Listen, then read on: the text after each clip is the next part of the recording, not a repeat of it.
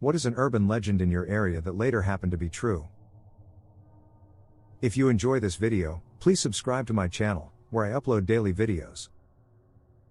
Serial murderer was picking off Indigenous women from the crime-ridden area of the city, downtown Eastside Vancouver, and having their remains disposed of at a pig farm in another suburb, Robert William Willie Pickton.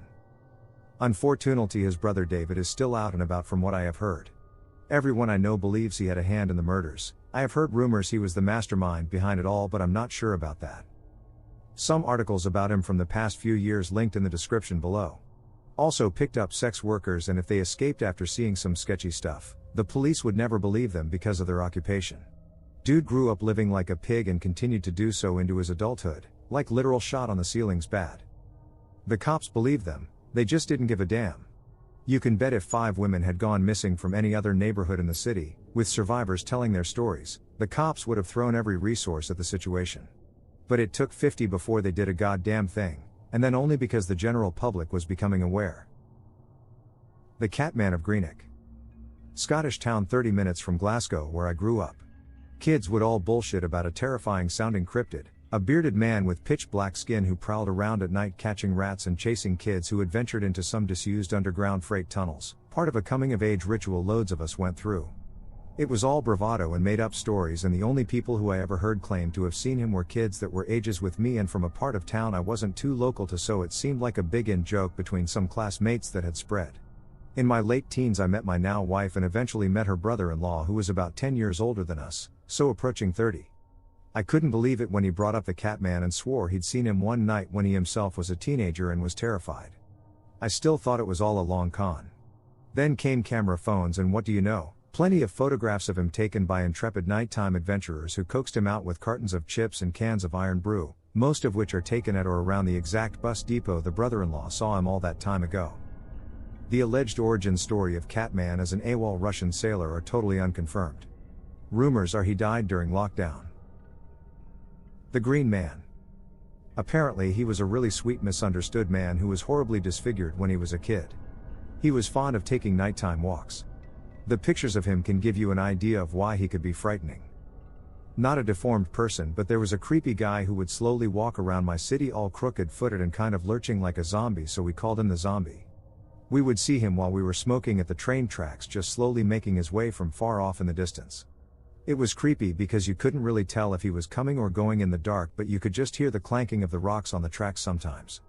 99% sure he was just blasted on some hard drugs, but no one ever stuck around to find out.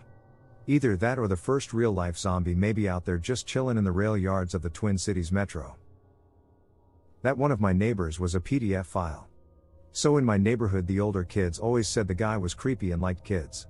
There were several days when he gave everyone ice cream. He drove a tractor trailer for a major ice cream company. A few years later we got home from school and there were all sorts of FBI and police vehicles outside of his house. Turns out he had been busted in an FBI sting. I was driving down a West Virginia back road in the middle of the night when I came around a curve to an injured dog standing in the middle of the road. I slammed on my brakes and missed him by a hair. I got out to find him because he was limping real bad and I was hoping he'd have a collar. He vanished into thin air. Like 6 months later I was going down the YouTube rabbit hole and watched a video about the most haunted places in West Virginia, and they talked about this road that is haunted by a ghost of a limping dog that lures people into the night. Same freaking road. They said the route name and I almost threw my laptop across the room. I'm not superstitious. But now? I'm a little stitious. I'm not Japanese, but when they found out that North Korean submarines really had kidnapped kids off the beach, then taken them back North Korea to be raised as spies, it would have blown their minds even more than it did mine. Had a family that lived down the street from me as I was younger. The family didn't really integrate well with the neighborhood and kids my age were pretty strange, but I would still associate with them from time to time. Well, this family had a reputation as being peeping Toms. And I had heard about this, that mom and kids would hide and look through people's windows. Not sure if it fully classified as an urban legend, but it sounded a bit too far-fetched. Well, then came the day I was riding my bike through the neighborhood, and one teenage boy, probably 18 or so at the time, was hanging out in their garage with girls. And they appeared to be flirting, etc. Not that I paid close attention, and it was more peripherally aware of that.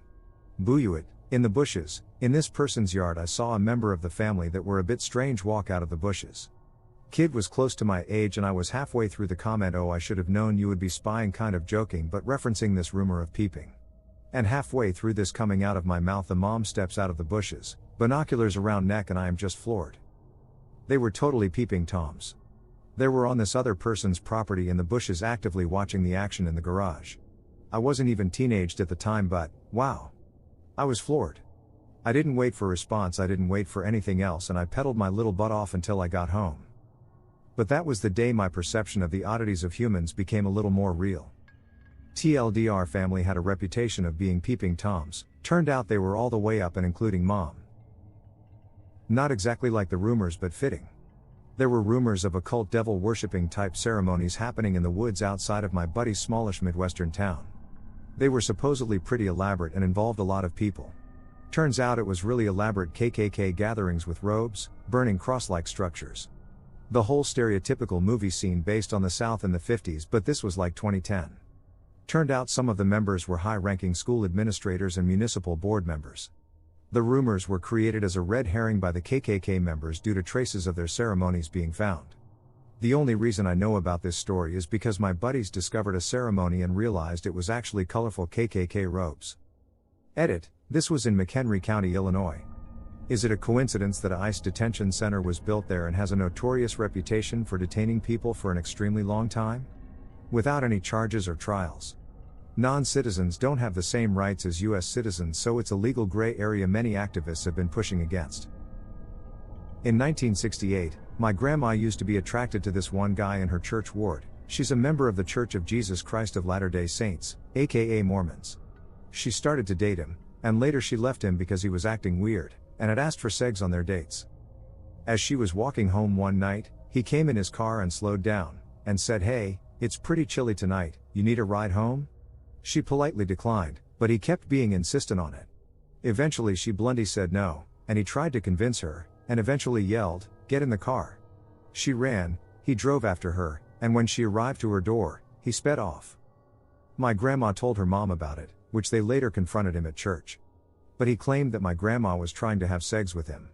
My grandma told in public that he had asked for segs multiple times during their dates. Her entire ward heard about what happened, but so they took the side of the young man and called her a whore. And the young man that asked for segs? His name was Ted Bundy. Purple Aki. A man who used to, and still does, go out searching for muscle-clad adolescent boys/men, asking them if he can touch their muscles and if they can squat him on their backs. There's a few documentaries on YouTube about him.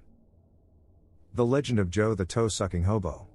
Friends would tell me about a hobo named Joe in our neighborhood that would suck your toes if you have him cash. At first I thought my friends were just pulling my leg. Little did I know it was completely true. Joe would wear shorts in winter. He also liked donuts, and you can often find him at the Dunkin' Donuts. When my grandpa was a kid, there was this kinda off-putting middle-aged guy that a bunch of kids made rumors about, like how he skinned cats and ate dogs, and other stuff that sounded like it was ripped from the script of Sandlot. Turns out the truth was worse than any rumors, 'cause that man was actually Ed Gein. Not my area, but the whole country was obsessed with Satan worshipping for a while. Most notably, a journalist named Maury Terry in the 70s-90s was convinced the son of Sam didn't act alone and had this whole theory worked out about Satan worshipping and other members he believed had killed someone. He did lots of talk shows and sold some books, but died with no one really believing him. Then a recent DNA link was made to one of the people he linked to a murder decades ago. Turns out, he was right about one aspect, and potentially could be right about even more if law enforcement wanted to question their conclusions. There's a documentary on it on Netflix.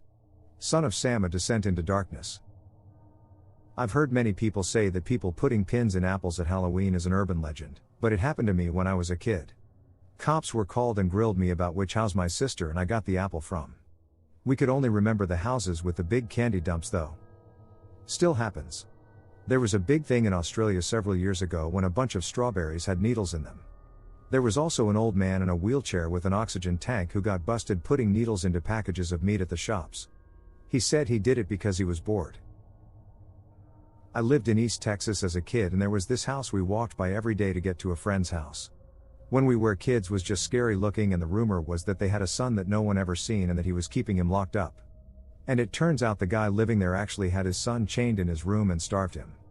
When then the police raided his house, they said the son crawled on all fours because he was so malnourished. That there was one of the 2017 clown-crazed dudes living in the area who would stalk school buses after school. Saw him myself coming back home from school one day. He didn't do anything bad like kidnapping, he would just watch the bus. Creepy. That there was a battery factory that buried its dead batteries and scrap under the high school football field.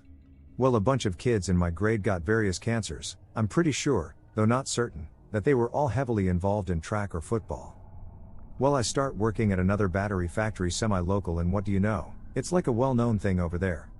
People with some time in the company who talked about how the two companies way back used to just dump lead acid nonsense wherever because there were no laws on it and you could get away with it. Although some would try to play ignorance to the environmental effects. I would provide the article where they basically refused to test known lead contaminated areas at the high school, but just out of personal privacy I won't. Diaper Man. Everyone in elementary school said not to go into the woods because Diaper Man was back there. A kid even claimed he saw Diaper Man and we thought he was full of shit. Many years later, upon a visit back home, I met up with some old friends and we decided to go have a smoke in the woods. We first noticed there were adult diapers tossed into the woods about 5 to 10 feet off the trail. Lots of them. Then, we look up and in the distance. Yep. A full-grown adult man in an adult diaper. Diaper Man. As soon as he saw us, he ran. This was about 20 years ago. I recently visited family again. Went for a jog in those woods. There were adult diapers. Everywhere. And, there again was Diaper Man. This time as a fit adult on a run, I chased after him. He is a mentally handicapped man who lives in a halfway home in the adjacent neighborhood. I guess he has been going into the woods to get rid of his diapers for like 40 plus years.